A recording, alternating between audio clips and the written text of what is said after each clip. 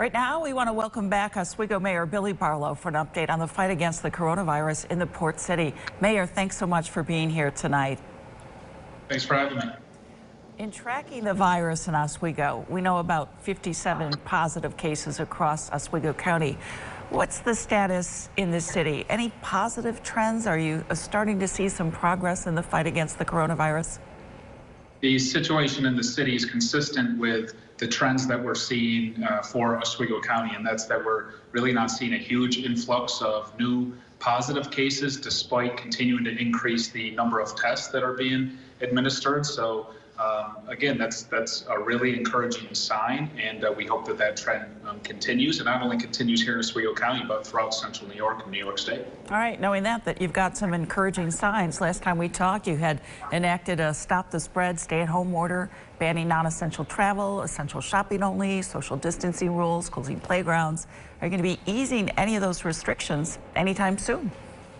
It's too early to do any of that, in my opinion. And, I said from the beginning that I believe the city of Oswego and the general public here would control our own destiny on how long we have to social distance and how deep this virus penetrates the city of Oswego. So we're seeing good trends, but there's no reason to turn back and reverse course right now that wouldn't make any sense. So we're not easing up any restrictions quite yet. We're going to let the science and the data determine that. We're having encouraging conversations on how to restart that economy when the time is appropriate, but again, too early to stop right now. All right, and I know that discussions are underway. You just mentioned it. What do you think a restart is going to look like in Oswego? I know you're part of the regional conversation that's going to be presented to the governor.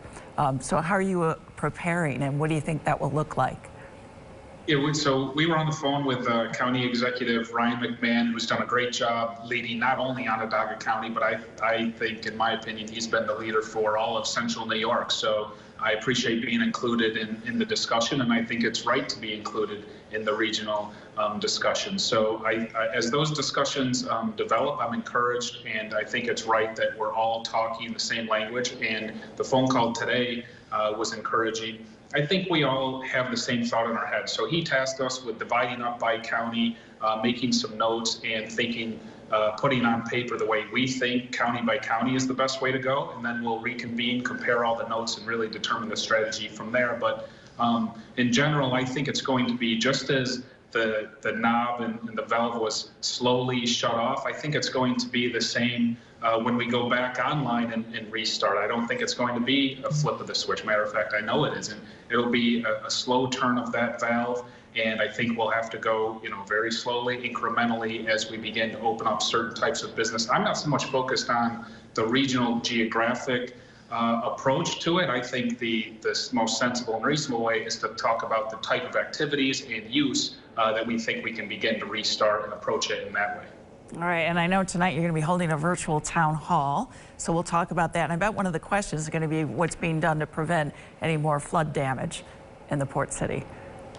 Well, that's the other part of this. If I'll turn on the other side of my brain for a minute. We've talked so much COVID that I think people need to remember that there's other projects and other issues that we have to deal with as a local government. And the other issue here in Oswego is the rising lake levels. The last few days alone, we've seen a significant rise in lake levels. As you know, the water level in Lake Ontario has been pushed up because of a new water management plan.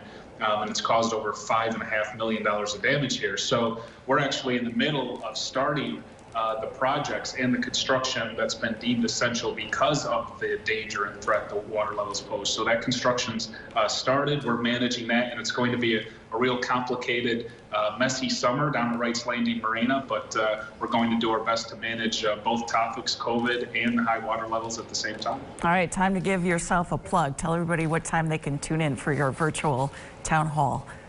Yeah, thank you. I've noticed I've done some press conferences, and there's been great press here on COVID, but I find that people continue to relish more information and more accessibility to local officials. So tonight I'm actually going to engage directly with the constituents using Facebook Live and the City of Oswego YouTube channel, where I'll be doing a live town hall, taking questions. People can email townhall@oswegony.org to send me a question or comment live on the Facebook thread once the event begins at 7 p.m. Facebook, Mayor Billy Barlow.